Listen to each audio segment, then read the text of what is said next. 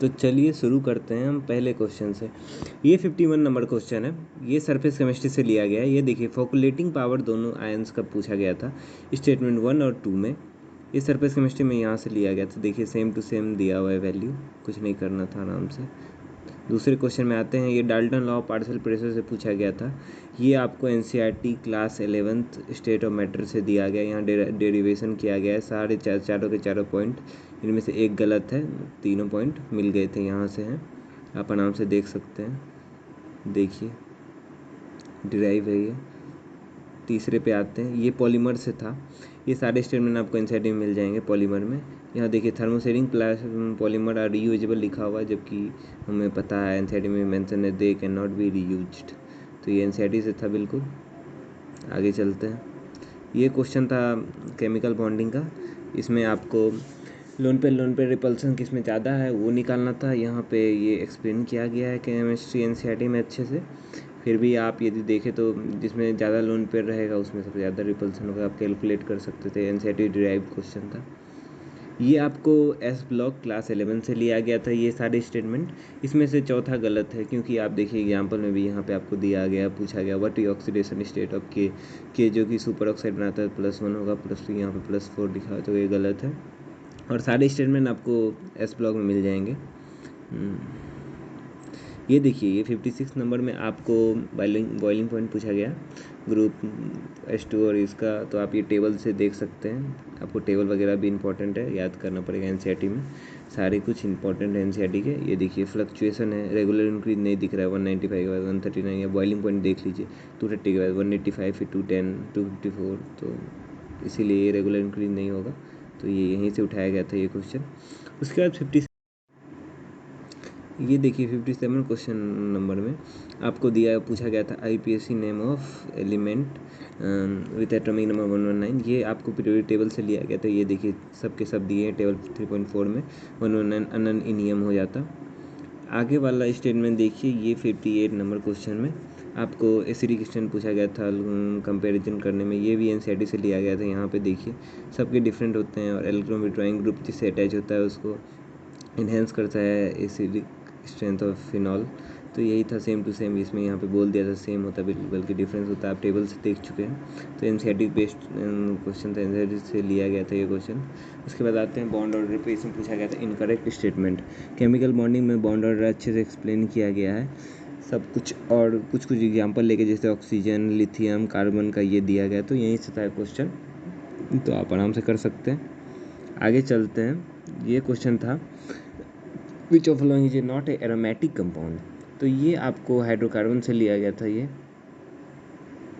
ये देखिए हाइड्रोकार्बन में आपको बताया गया एरोमेटिक का क्या क्या कंडीशन फुलफिल करना चाहिए एरोमेटिक के लिए, और फिर एग्जांपल देके समझाया भी गया है। तो यहीं से ये क्वेश्चन था, आप देख सकते हैं।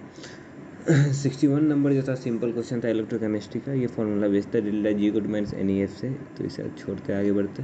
ये आईपीएससी नेम पूछा गया था। ये कोऑर्डिनेशन में same to same IPSC name दिया गया है। अभी मैं आपको दिखाता हूँ, बस NH3 वहाँ दिया है, यहाँ H2, दोनों मोनोडेंटेड लिगेंड है, कोई दिक्कत की बात नहीं है। ये देखिए।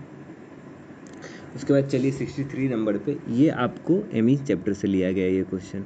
इसमें primary aliphatic amine react with HN to give unstable diazonium salt, और दूसरा स्टेटमेंट जो है दोनों यहाँ पे दिया गया है रिएक्शन विद नाइट्रस एसिड के साथ। यहाँ पे क्या है, primary aliphatic amine react with nitrous acid to form aliphatic diazonium salt which being unstable, और एरोमेटिक एमीन जो लो टेम्परेचर पर रिएक्ट करते हैं। तो यहाँ पे अबव था, तो इसीलिए स्टेटमेंट गलत था, एनसीईआरटी से लिया गया था स्टेटमेंट।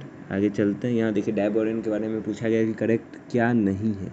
ये सब कुछ आपको फिगर के नीचे मेंशन है, और बाकी थ्योरी में भी डायबोरेन में B2S6 के नीचे दिया हुआ। यहाँ साफ साफ लिखा sp3 होता है, यहाँ sp2 लिख दिया था, देख रहे हैं। इसीलिए आपको एक एक कोना, हर एक कोना पढ़ना पड़ेगा एनसीईआरटी का, कहीं से भी पूछ सकते हैं, ध्यान रख के।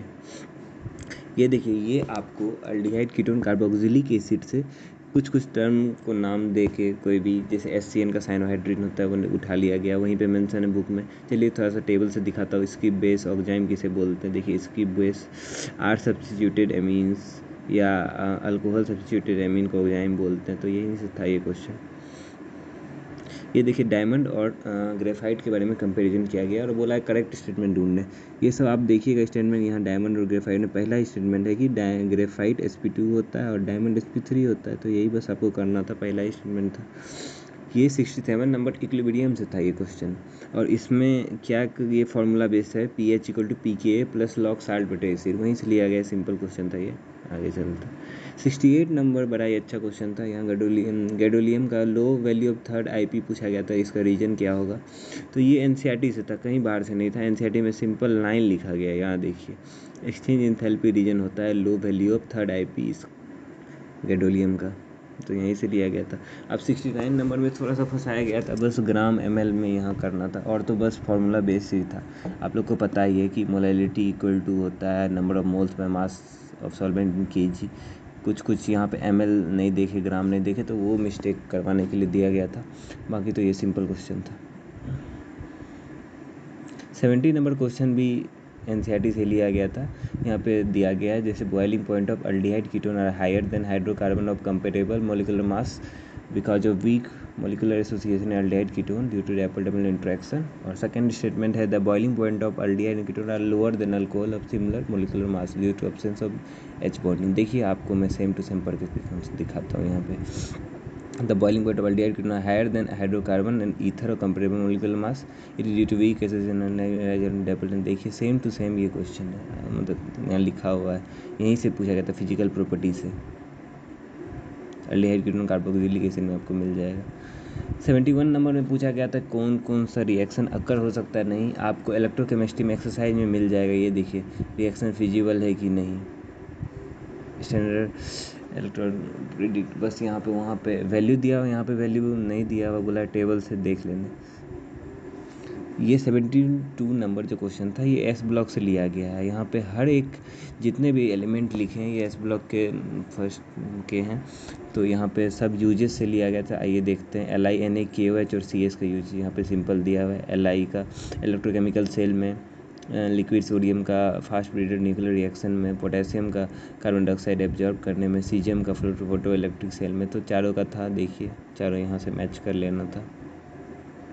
आगे चलते हैं, देखिए एंटासिड एंटीहिस्टामाइन एनाल्जेसिक के बारे में बोला था मैच करने के लिए। आपको केमिस्ट्री इन एवरीडे लाइफ जो है क्लास 12 में है, तो वहीं पे है, सिंपल दिखा देता हूँ। देखिए एनाल्जेसिक, मॉर्फिन, ऐसे सब टर्म मिल जाएंगे आपको, तो आप बना सकते हैं। ये question same to same NCERT से लिया गया था, बस इंटरमीडिएट पूछ गया था। आइए दिखाता हूँ आपको ग्रिग्नार्ड रिएजेंट के रिएक्शन में, पेज नंबर 368 पे दिया हुआ 12th पार्ट 2।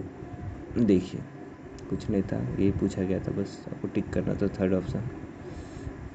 ये देखिए ये P ब्लॉक का क्वेश्चन था। P ब्लॉक में इंटर हेलोजन कंपाउंड वाला टॉपिक से उठाया गया था। ICl is more reactive than I2, ICl bond is weaker then II bond. तो ये रीजन क्या था, ये देखिए यहाँ पे दिया हुआ inter halogen more reactive than halogen weaker, तो ये था दिया हुआ है। आगे चलते, ये हाइड्रोजन से लिया गया था। हाइड्रोजन में 4 टॉपिक डिस्कस हुए थे, चारों के चारों यहाँ पूछ दिए हैं आपसे। तो यहाँ देखिए आयनिक के बारे में दिया हुआ है, LiHBH2 MgH2 होता है, इलेक्ट्रॉन डेफिशिएंट ग्रुप 13 का होता है, electron precise group 14, electron rich group 15 to 17। तो बस यही करना था, आपको मैच कर लेना था, आसान था question. 78 number incorrect regarding enzyme के बारे में पूछा था। तो ये सारे स्टेटमेंट आपको बायोमोलिक्यूल्स में मिल जाएंगे। चलिए दिखाता हूँ आपको। पहला गलत है,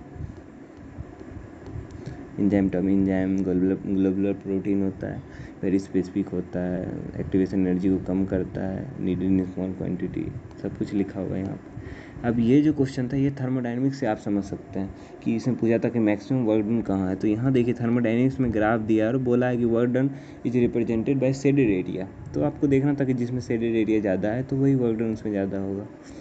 NCERT से था ये। 80 number question NCERT solid state से था। ये दोनों स्टेटमेंट इस पार्ट से लिया गया था, स्टोइकोमेट्री डिफेक्ट, वैकेंसी डिफेक्ट, तो सिंपल था। आगे चलते हैं। 81 नंबर में पूछा था कि किस में यूज कर सकते हैं, किस कंपाउंड को जेल्डाल मेथड में। तो यहाँ पे साफ साफ NCERT में लिखा हुआ है कि Kjeldahl method organic chemistry some basic principle and technique में, कि Kjeldahl method is not applicable to some compound. तो बस आपको ये कंपाउंड को छांट लेना था, बाकी फर्स्ट को ऑप्शन को टिक कर देना था, क्योंकि अमोनियम सल्फेट में वही बन सकता है जो इसमें यूज होगा। 83 नंबर क्वेश्चन जो था ये केमिकल काइनेटिक्स से था। जीरो ऑर्डर और फर्स्ट ऑर्डर टी हाफ में रिलेशन देखना था और रेट पे। तो आप जानते हैं कि जीरो ऑर्डर में rate of reaction zero power of concentration पे डिपेंड करता है, और टी हाफ फर्स्ट ऑर्डर के लिए इनिशियल कंसंट्रेशन पे डिपेंड नहीं करता है। तो बस यही आपको देखना था। अब ये देखिए, ये आपको एटॉमिक स्ट्रक्चर में मिल जाएगा। ये सेकेंड ऑप्शन में बोल दिया है कि सारे सिमिलर होते हैं, लेकिन एनसीईआरटी में ध्यान से देखिए, ये बोल दिया shape of first four are similar whereas fifth one is different. तो बस ये गलत हो गया स्टेटमेंट। इतने बारीकी से आपको पढ़ना पड़ेगा अच्छे से। 85 नंबर में कुछ नहीं, बस परसेंटेज ऐड कर दिया, वरना वो मोल कॉन्सेप्ट के एक्सरसाइज का क्वेश्चन है, सेम टू सेम। ये देखिए, कैल्शियम कार्बोनेट का what mass required in 25 ml of 0.75। तो बस सेम टू सेम क्वेश्चन था। 50 ml वैल्यू चेंज कर दिया, परसेंटेज ऐड कर दिया। तो चलिए आज यहीं तक करते हैं। नेक्स्ट पार्ट में मैं सेक्शन बी भी लेके आऊँगा। यदि आप लोग को अच्छा लगा तो प्लीज़ कमेंट करके बताइए। Thank you.